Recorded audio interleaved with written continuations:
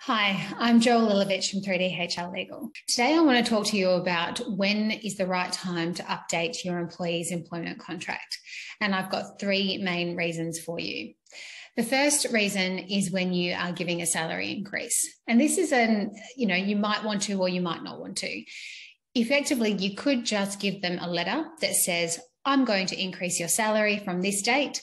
All other terms and conditions of your employment contract remain the same. That line is the very important one. So whether you decide to issue a whole new contract when you're giving a salary increase will depend on what kind of changes you're making to that salary. If it's an implementation of an incentive arrangement or a commission arrangement, or you're doing something else that's quite significant other than just increasing an hourly rate or a fixed salary, then you might want to go down the whole new employment contract route. The second reason is when you are promoting someone. So what we often will do is say, congratulations, you've been promoted, and then maybe we'll remember to issue a new contract. And the employees might say, well, why do I have to sign this? So anytime you're making a promotion available to an employee, I recommend that you do so on the basis that it's conditional on that employee signing and entering into a new contract of employment. And the reason for this is that often promotions come with higher duties, more responsibilities, and you may want to include some terms that are reflective of that in the employment contract.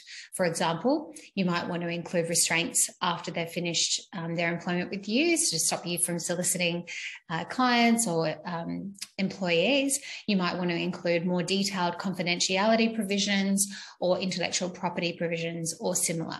So that's a great opportunity to issue a new contract, and it prevents the situation happening where you've got someone who's been employed for 20 years, they're now a manager, but the only contract on their file is the one that they had when they started as an admin assistant 20 years ago. We definitely don't want to see that, but it does happen.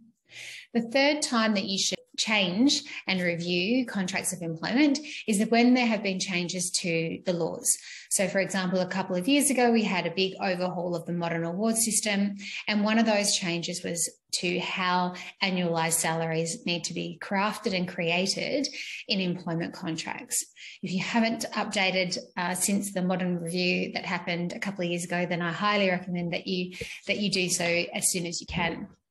So they're the three main reasons when you would want to update a contract: salary increases, promotions, and changes to the law. However, what I also suggest as a general bonus is that you have a date in your diary that you review contracts on a regular basis. That might be once a year, it might be once every couple of years. If you leave with one takeaway from today, I suggest that you put a date in your diary now of when you will do a general review of all of your template contracts of employment for any new staff that may join your business. And if you're really keen, put a second date in, and on that date, do a review of all of the existing contracts of employment, just to make sure that all of the people that you currently have are on contracts that are reflective of their current positions, duties, and the expectations that you have of them. If you've got any questions around how to do a contract review, what should be included to make sure that you're legally compliant, then please get in touch with me or one of my team at 3D HR Legal.